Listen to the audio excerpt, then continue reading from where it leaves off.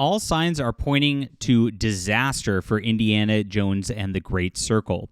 We covered the other day on the channel on how they are actually not allowing any advance reviews. They have put a kibosh on it, and because of that, there's going to be no hype beyond this game. It's going to be quiet until it comes out. Now, the only reason I think that they do that is if they know that they have a game that sucks, and they know that all reviews are just going to pan the game, and so they are trying to get ahead of the curve and make sure that pre-orders don't get canceled. Now, that's not good for the longevity of the game. If you make a game and you're going to release it, you should probably make sure it's in a state that the public will actually want to play it. But that's not what happened here, and that's increasingly been the case with these big studios. They are hiding from gamers. They are trying to actively hide the fact that games are bad, and instead of actually working on them to make sure games actually are good, they blame you, and they just try to keep it under a rug. It's very, very weird. Now, we're talking about this today as Mark Kern, a.k.a. Grums, is now speculating that there's a huge lack of marketing behind this, and it signals to the fact that they know this game's a dud and it's going to die. We're going to get into the news in just a moment. This is my Fandom Pulse Substack, everybody, which I run with my partner, John Trent here. And John Trent used to be the editor-in-chief of Bounding Into Comics. He writes most of the video game news that you all follow, and we're very, very proud to bring you an alternative to mainstream news. We do this without advertising revenue. It's on Substack because Substack allows free speech. We've been hit by Google before, had problems with them before, both of us when we were writing our articles. And we don't want to have to censor ourselves to be able to bring you the news that's accurate in the gaming industry. We're like the only people who do this out here. So if you want to support real journalism, the real fight against Kotaku and IGN, PC Gamer, all the people who lie on behalf of these companies that make games like Indiana Jones, because they're all paid by them, if you don't know. It's a little industry secret. Then please support us. Grab a subscription today. It's only $5 a month. That's like a Starbucks cup of coffee, my friends, and you can keep us going. We're doing this full-time for you, and we're totally supported by gamers like you. It's in the description below. Thank you so much for supporting us so far. All right, so former World of Warcraft team Mark Kern, a.k.a. Grums, shared his expert opinion that Xbox and its subsidiary Bethesda are already writing off Indiana Jones and the Great Circle due to lack of marketing. In a post to X, he wrote, Indiana Jones and the Great Circle looks to have added de novo. He added, it releases Friday. There's zero marketing. This usually means the publisher is already writing off the game. And that's what we've seen so far.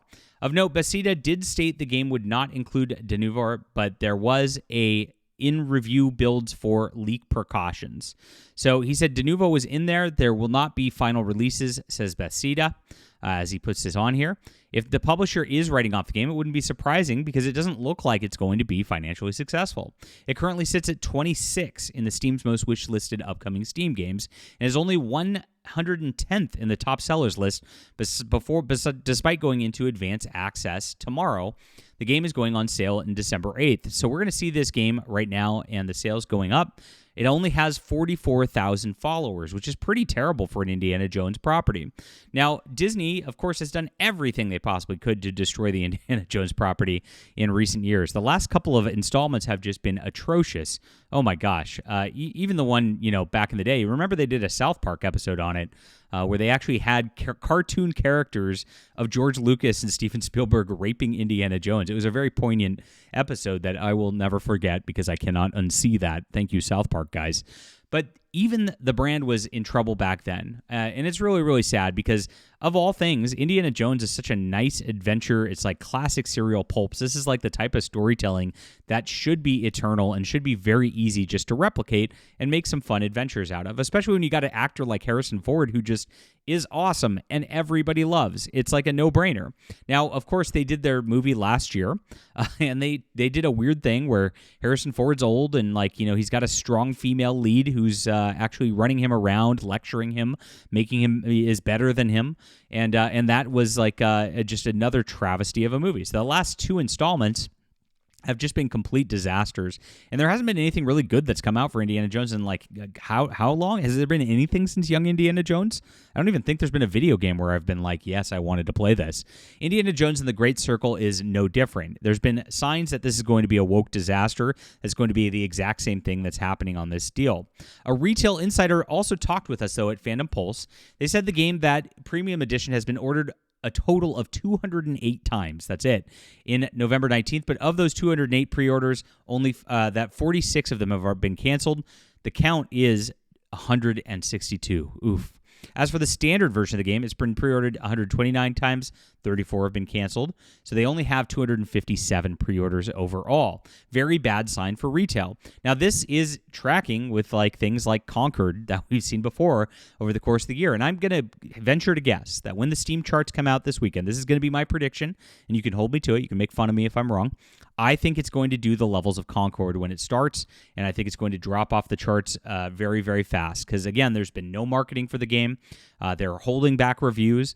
I know that means that reviews are going to be very, very bad for the game because they're trying to hide it from gamers, and there's not a lot of pre-orders for it. So I think we're going to see those levels of start for Indiana Jones as the player base conquered like we saw. And we will cover that next week when we see those numbers actually coming out and follow up and see if my prediction holds, my friends.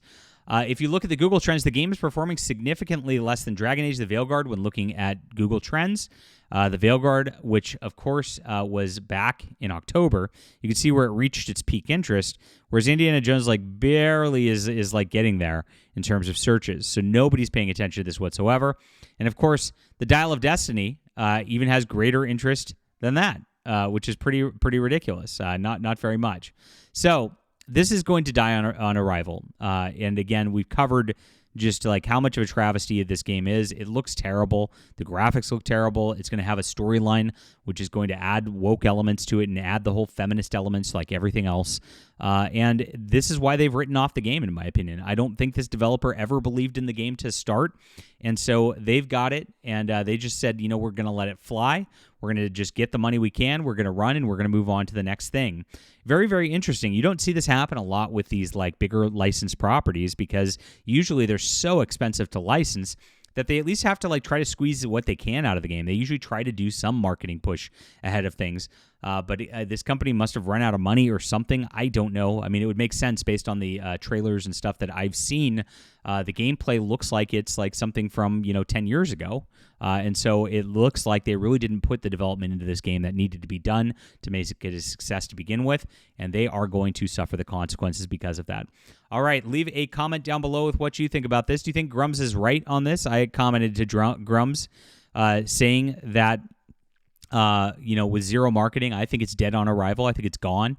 And I do think that it is going to be doing conquered levels of play. Let me know what you think the level of play based on this would be in the comments. I really appreciate you for being there.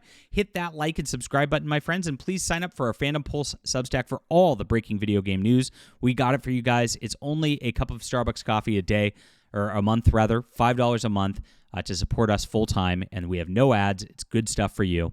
We appreciate you for being there. We'll be back soon.